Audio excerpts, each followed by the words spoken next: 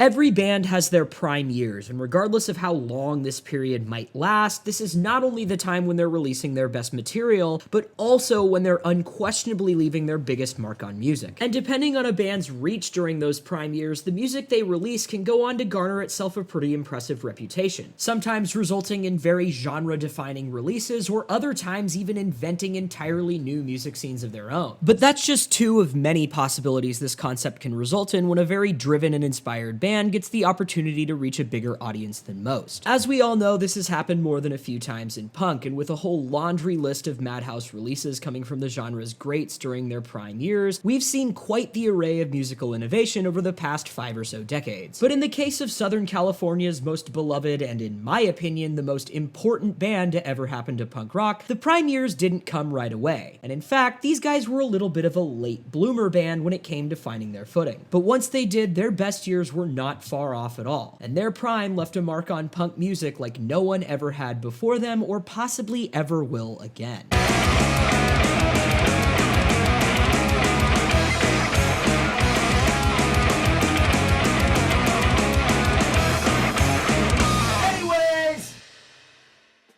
How's it going, folks? My name is Jack Miller. I am the incredibly underqualified punk historian, and welcome back to part 2 in our series here on Bad Religion, where we will of course be diving into their legendary prime years following their return after Into the Unknown. Before we get started though, like I said, this is the second installment in the Bad Religion series, and if you haven't seen part 1 yet, you can find a link to it in the description below. And just like last time, I thought I'd mention I made a Spotify playlist of some of my favorite Bad Religion songs, which you can also of course find a link to in the description as well. And lastly, I also want to give a huge shout out to my wonderful Patreon supporters. Thank you guys so much for your support. I've got some bonus content up there where I talk about records, and I do accept submissions, so if that's something that sounds interesting to you, you can also find a link to my Patreon in the description too. And finally, if you are interested in seeing videos about punk rock, then may I humbly ask that you please subscribe to my channel here. I'm having a lot of fun making these, and I want to make sure that all of you can keep having fun watching them. Anyways! So going back to where we left off last time, the flop of Into the Unknown left Bad Religion all but broken up, having tremendously tainted their reputation in the punk scene through their previous release, and now a couple of their members were also living pretty far outside of Los Angeles. But this would all of course change very quickly when Greg Graffin received a phone call from his good friend and Circle Jerks guitarist Greg Hetson, who, oblivious to the state of the band, wanted to know when Bad Religion was planning to play its next show. Graffin, of course, had to tell him that Bad Religion had sadly split up after the train wreck of Into the Unknown, but he did express some interest in doing more music when Hetson inquired about some collaboration. And after the pair of them joined forces for a song called Running Fast that was used in the movie Desperate Teenage Love Dolls, Graffin became more and more enthused about doing Bad Religion shows again. And not only that, but despite being more focused on his education than ever, his passion for music had never really subsided, and he'd written a number of new songs while he was studying out in Wisconsin. So with a little encouragement from Hetson, Greg Graffin gradually started to reform Bad Religion, putting together a new lineup that returned him to his lead vocal duties and brought in Hetson as their new guitarist. The pair also re-recruited Pete Finestone to play drums and pulled in a bassist friend of Hetson's from the band Wasted Youth by the name of Tim Gallegos. And the new incarnation of Bad Religion rehearsed a number of the tracks from How Could Hell Be Any Worse, along with some of the new material Greg Graffin had written out in Wisconsin. And once the group felt they were ready, they reached out to Brett Gurwitz about doing some new recordings. And to their delight, Brett was absolutely thrilled to record and release something that would clear Bad Religion's name of anything remotely related to Into the Unknown. And after a short conversation, he promptly entered the studio with the newly reformed band. Sessions took place on a single night in February of 1985 at Pacifica Studios in Los Angeles,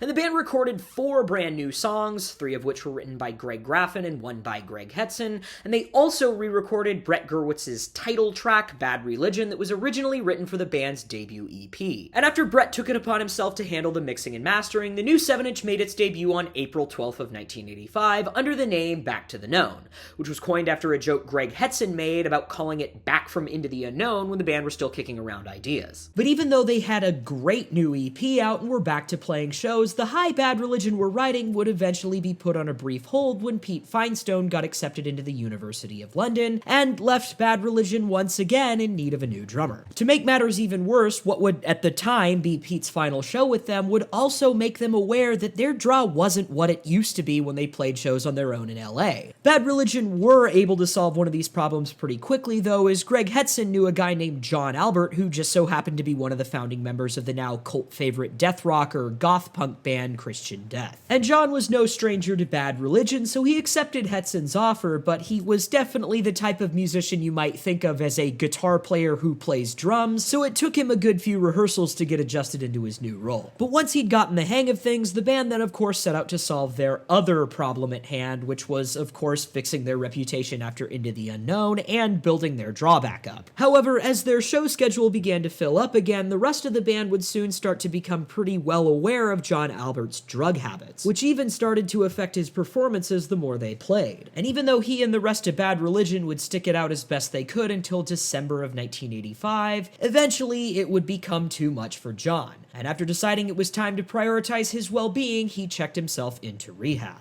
And while everyone involved fully understood this was of course the right thing for him to do, it did mean Bad Religion was gonna need another new drummer. But while the band were seemingly hopping from one drummer to the next, they would simultaneously be setting themselves up for success whether they knew it or not, as Brett would find himself in a pretty unique situation. You see, after a series of failed attempts at college, Brett wound up with a job at Sounds Good Imports through his then-girlfriend Susie Shaw, the ex-wife of Bomp Records owner Greg Shaw, who essentially ran the label. And through Susie and his new job at Sounds Good Imports, Brett learned all there was to know about running a record label, setting himself up for the golden years of Epitaph whether he knew it or not. But not even all that was enough to keep Brett's hungry mind satisfied, and on top of his already heavily populated schedule, he would make his third return to college at the University of Sound Arts in Hollywood. And there he would spend a couple years studying audio engineering and drastically grew his skills in the studio. In other words, you might say Brett was essentially learning everything there was to know about the music industry before Bad Religion had even released its third LP. And as his skills on the production and business side of things improved, he of course grew more ambitious, and eventually Brett decided he wanted to open his own recording studio with his then roommate John. And when Bad Religion recorded Back to the Known at Pacifica Studios, Brett discovered they had an empty room in the back. So after the sessions were finished, he approached the owners about renting it out, and having no use for it at the time, they agreed to lease it to him, marking the first chapter in the still ongoing story of the now highly regarded Westbeach Recorders. And now with the studio ready to go, Brett had everything he needed to get Epitaph up and running. And after he got his boss at Sounds Good Imports to sign off on a pressing and distribution deal, he was ready to be in business on all fronts. And conveniently enough, he also already had the label's first release in the form of Bad Religion's debut record, which had recently gone out of print. And in 1985, its reissue became the first proper record in the new and improved Epitaph Records discography. But while a lot of this might seem pretty exciting and glamorous to some of us looking back in retrospect, it certainly wasn't all fun and games at the time.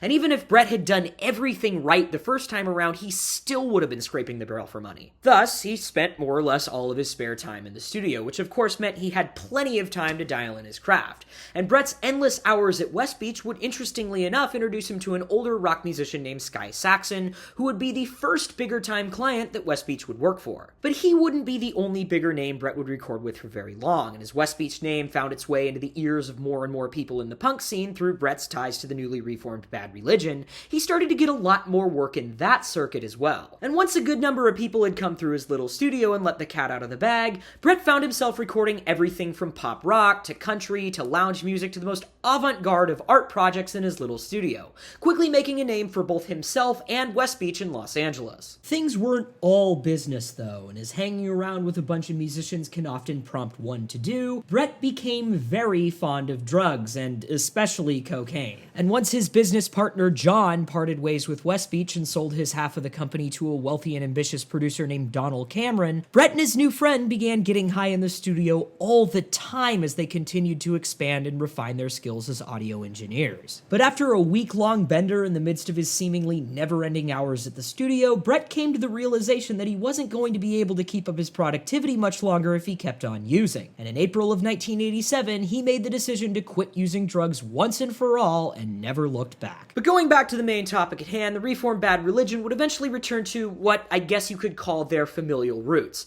parting ways with Tim Gallegos sometime after the departure of John Albert, and leaving room for Jay Bentley and Pete Finestone to both find their way back into the band come the spring of 1986. And this incarnation of the band would play its first show as support for the Circle Jerks and Gang Green in Long Beach, before later embarking on their first tour of the American East Coast in the winter of 1986. And for the next year or so, things would remain pretty steady, with the band doing an occasional tour and a fair amount of local appearances, but still giving themselves enough time for external endeavors like Greg Graffin's ongoing education and Greg Hetson's many tours with the Circle Jerks. Things would start to pick up again, though, come the winter of 1988, when the band had just scheduled their first few shows of the year. And it all started when they didn't realize their show at 924 Gilman conflicted with a different show on the Circle Jerks tour schedule. Already being committed to what he'd agreed to do with the Jerks, Greg Hetson, of course, wasn't able to make the show, which left Bad Religion in need of a temporary guitarist. But the stars would align yet again for the band, and even though it took a little bit of convincing, Greg was eventually able to talk Brett into filling in for the show at Gilman. And after that show went over much better than he'd expected, Brett became really enthused about doing a new full-length record with Bad Religion. Plus, now that he had both Westbeach and Epitaph well underway, and a little bit of an increase in stability from being sober, one might be wise to assume that Brett was in the perfect place to do so. Interested in expanding their sound, as they seemingly always had been, the band also opted to switch to a 5-piece lineup with 2 guitarists,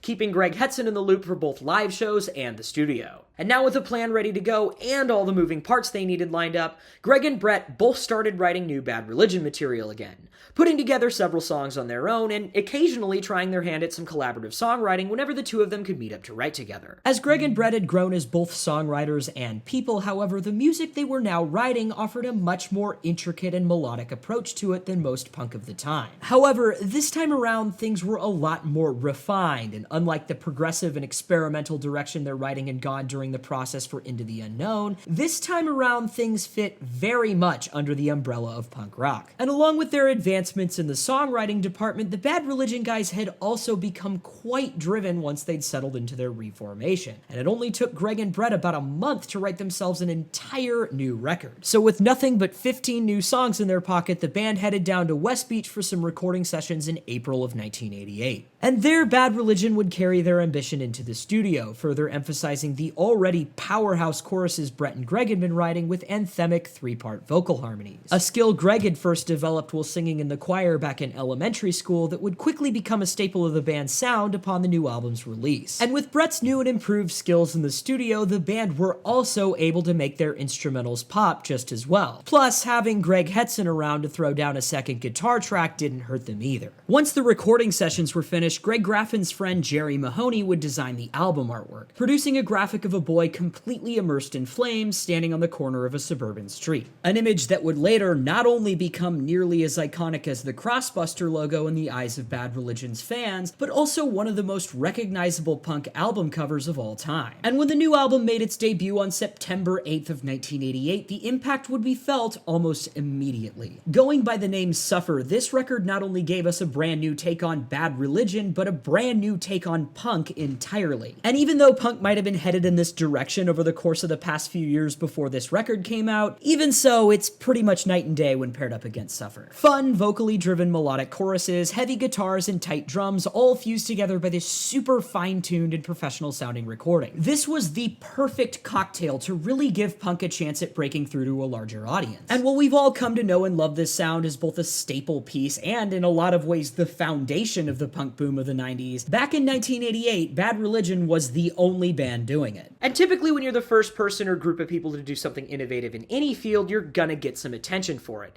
And since Bad Religion were already incredibly seasoned veterans when it came to playing shows, booking tours, and putting out records by the time Suffer came out, they were able to amplify its impact that much more. It's certainly no secret that all of the 90s SoCal skate punk cult favorites like NOFX, Pennywise, The Offspring, and Down by Law are 100% a result of Bad Religion, but I really think it goes a lot further than that. Maybe let's start with the East Bay scene, because that's the closest in proximity to the melodic punk empire Bad Religion was about to launch down in LA. In case you don't already know, this is the scene revolving touring around the 924 Gilman venue that would launch bands like Rancid, Jawbreaker, AFI, and, of course, Green Day. Now, pretty much everyone will point to Operation Ivy as the real forefathers of this scene, and while I certainly would agree with that, and especially so on the musical front, I honestly still think we have to give Bad Religion a little bit of credit for the rise of that scene as well. While the East Bay very much had its own sound, Bad Religion brought a lot more to the table than just songwriting. For one, think about all the records that helped these bands take off the way they did. And Out Come the Wolves, Dookie, 24-Hour Revenge Therapy, all three of these albums and many more utilize the same type of clean, striking production that Bad Religion popularized. And in the case of Rancid and Jawbreaker, they'd been using it for a number of years before their big break albums came out as well. Not to mention, as we all know, Rancid would later be signed to Epitaph and would work very closely with Brett in the studio during those years. A lot of these bands in both LA and the Bay Area also had some very iconic branding with their artwork and logos. And while this of course wasn't absent from punk before Bad Religion by any means, it was something they were significantly better at than all of their peers pretty much since day one. But of course it wasn't just California Bad Religion left a mark on, and to be completely honest with you, I think another great example is the hardcore scene on the East Coast. As a lot of us probably know, New York hardcore and music from its adjacent scenes was about as abrasively produced as one could possibly imagine during its early years. But by the time the 90s rolled around, all those bands had a very heavy and distinct signature touch. For instance, maybe listen to the production on Agnostic Front's first three albums and then compare it to their 1992 release One Voice. Just 5 years before that album came out, the band were still working with some pretty gruff mixes, but all of a sudden they came back on the scene with a really heavy, clean-sounding record. Another great example I think would be Gorilla Biscuits' Start Today, which came out in 1989, just a year after Suffer did. And Gorilla Biscuits is another band that all of a sudden just broke out with this really tight-sounding record that gave us recorded hardcore in a way we'd never heard. And while I'm certainly not going to try and make the claim that Bad Religion is the sole reason for the chunky, crisp hardcore records that dominated the 90s, and especially when we consider that scene's even closer roots in extreme metal, I still do think they at least helped push hardcore further down the road towards its future of down-tuned guitars and pounding drum samples. By the end of the 80s, the clean production that Bad Religion pioneered was now the norm in punk of all varieties. And to be honest with you, I don't think this scene would have had nearly as big of an impact had that not become such a staple piece of its second decade. And even if it's a few more steps down the grapevine than it is for the East Bay or Los Angeles, I still think we at least have to make note of this considering how big of an impact the second coming of hardcore punk in the 90s would have on underground music in general. But it wasn't just the new bands Bad Religion was opening the minds of either. And as time went on, we would start to see more and more of the older bands appreciate and give nods to their significance as well. I think the most obvious example here is probably the Descendants, who would of course later go on to be a staple piece of the 90s Epitaph roster, and would also don a similarly thoughtful message to Bad Religions as they got older. But they're of course not the only ones, and I'd say RKL, SNFU, and Ill Repute are a few other noteworthy mentions of bands that may have been peers to Bad Religion back in the early days, who would also later be grandfathered into the 90s scene because of similar progressions they made with their music. But of course, we are getting a little bit ahead of ourselves here, and going back to the end of 1988, Bad Religion would not only find that Suffer was quickly becoming the talk of the town,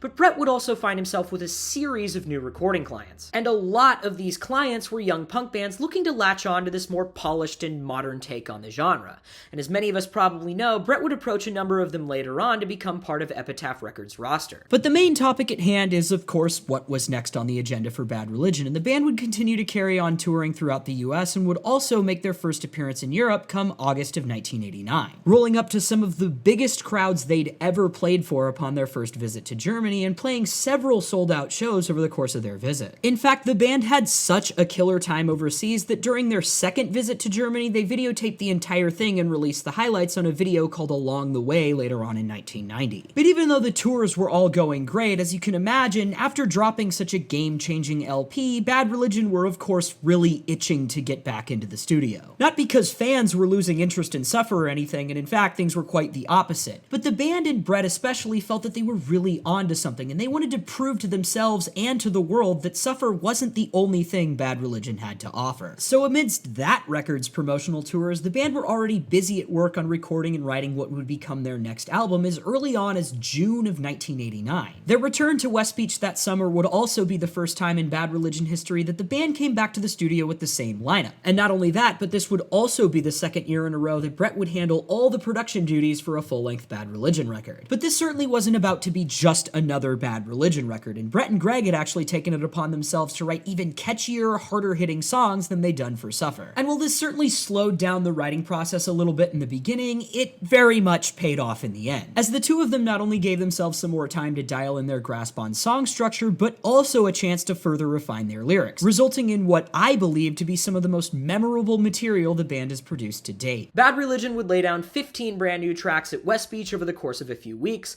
and although the end result would be a record everyone in the band and their fan base was far more than satisfied with, the process, of course, was not without its bumps and bruises. Drummer Pete Finestone would find it difficult to keep steady time on some of the newer material, which incorporated fluctuating tempos, and the growing tension between him and Brett in the studio would eventually cause him to feel more and more insecure about his place in the band, especially since he'd already been asked to step down once before during the process for Into the Unknown. On top of this, Brett would also find himself increasingly frustrated with his mix for the album, which meant he would need to do a little extra work in the studio before the record could make its debut. And with Bad Religion's hefty touring schedule at the time, I'd be willing to bet this probably slowed the process down more than he and the rest of the band might have hoped. Fortunately for everyone involved, however, neither of these inconveniences would result in major problems in the grand scheme of things, and the new record made its debut through Epitaph on November 2nd of 1989 under the name No Control. And just like Suffer before it, No Control was yet another big deal for Bad Religion, not only accomplishing their goal of proving to the world they were worth much more than just one record, but also showcasing some of the catchiest and most well-written punk of the time, taking what they'd started with Suffer and adding in a few more powerhouse choruses, a handful of guitar solos, and a couple more down-tempo tunes to give the record just enough variety to display significant growth from their previous release, but not so much that it drifted too far out of their audience's comfort zone. And the formula they'd been concocting was really starting to get noticed by the larger punk community, as Bad Religion would not only continue to make a name for themselves in the international touring circuit, but would also begin to discover bands from all over LA whose music expressed a very clear influence from them. And amidst the production process for No Control, Brett would issue the first of these bands' sophomore LP through Epitaph, NOFX's S&M Airlines. I'm not going to talk too much about the rise of Epitaph here, since I'd like to save that subject for a different video entirely, but I'll still definitely be throwing tidbits in here and there because it's certainly important to mention how crucial a piece it is to Bad Religion's story. While we're on the topic of NOFX though, I've actually already done 2 videos about them, so if you're interested in learning more about that story, you can find links to both in the description below. But anyway, as time drew closer and closer into the early months of the next decade, Bad Religion would of course press on stronger than ever,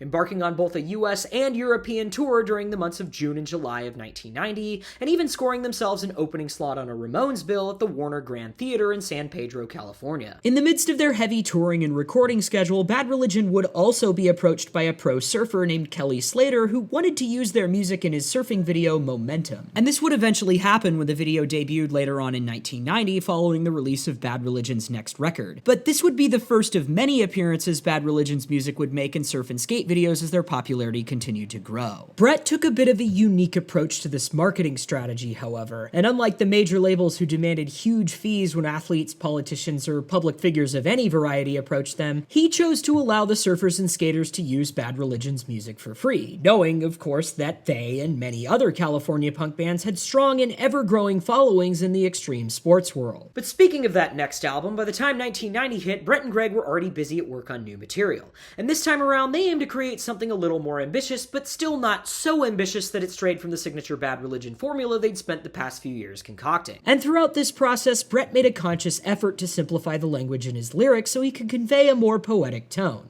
And whether he was consciously aware of it or not, in the midst of his journey to grow as a songwriter, Brett was ironing out a more accessible side of Bad Religion that would help them out big time in the next few years. And although the new record's track listing was once again loaded with sing-along worthy anthems, one by the name of 21st Century Digital Boy stood out amongst the bunch as what we might even be able to consider Bad Religion's first ever hit single. A down-tempo melodic punk tune with a big vibrant chorus that not only highlighted the band's now iron grip on writing vocal harmonies, but also featured some extremely well-penned lyrics that rode the line perfectly between cerebral and approachable. And even though it would be treated as simply another track on the new Bad Religion album at the time, it would later be issued as a single when the band re-recorded it 4 years later. However, that's of course a story for another video. In the meantime though, once the writing was all set in stone, Brett and the rest of the band returned to Westbeach in May of 1990 and laid down 17 brand new tracks before heading back out on the road. But since this new record wouldn't be out for another 4 months or so, Bad Religion Religion instead continued to promote No Control, booking shows throughout the US and Europe with a whopping 17 of them all taking place in Germany. Amidst their international touring schedule, however, Greg would also be accepted into Cornell University in Ithaca, New York. And while this meant the band would have to work around his less than ideal relocation, it also meant he could manage everything with the European booking agent, since the time difference in Europe wasn't as big a contrast in New York as it was in California. But even with Greg back east, the band of course kept on pushing forward,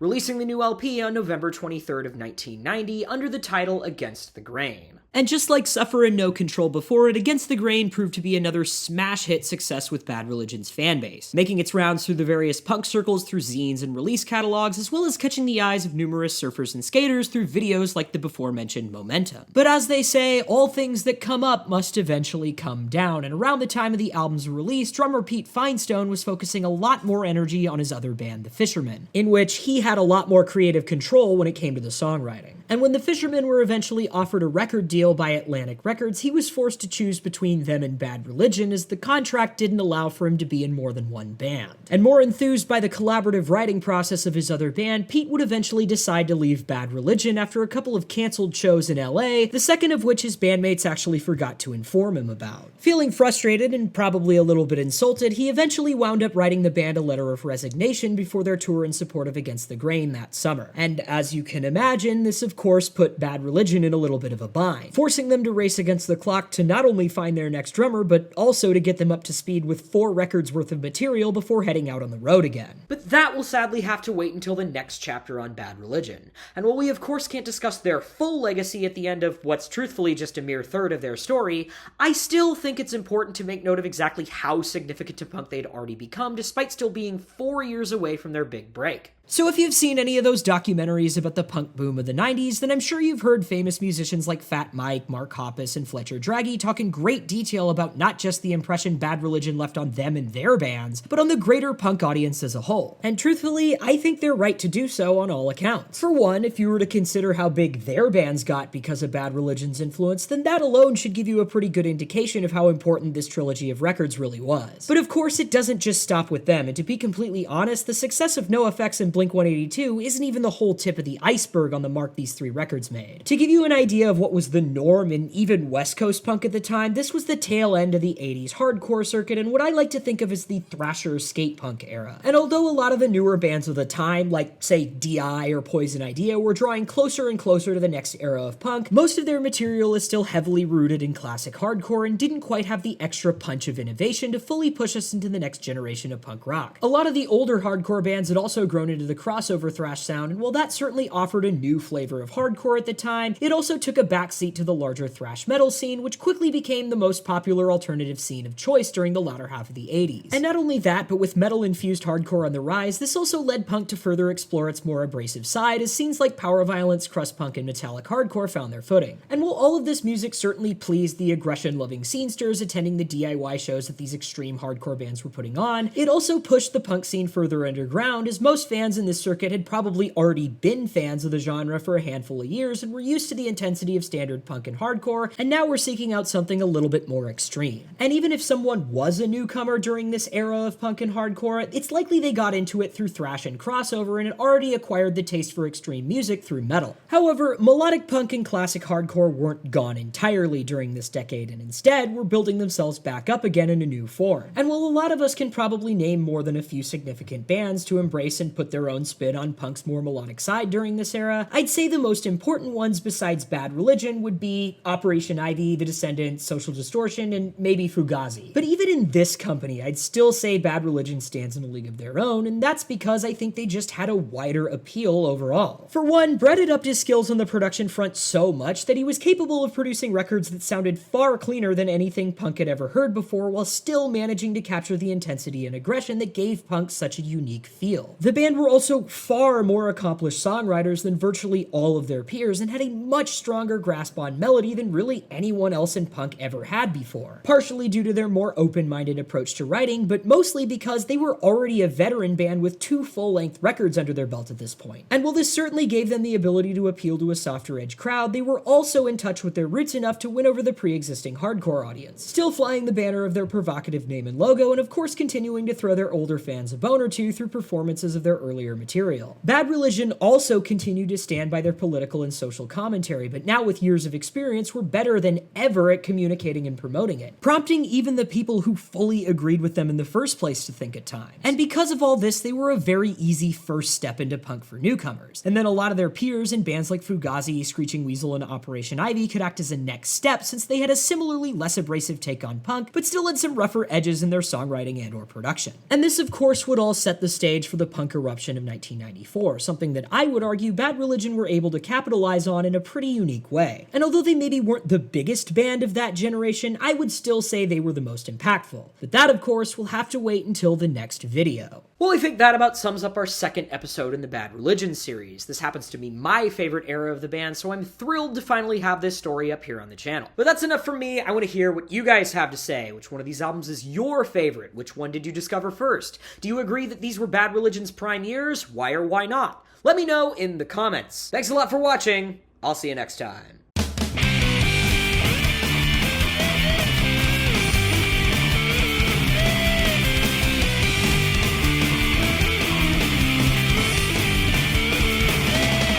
Bag of shit, you soft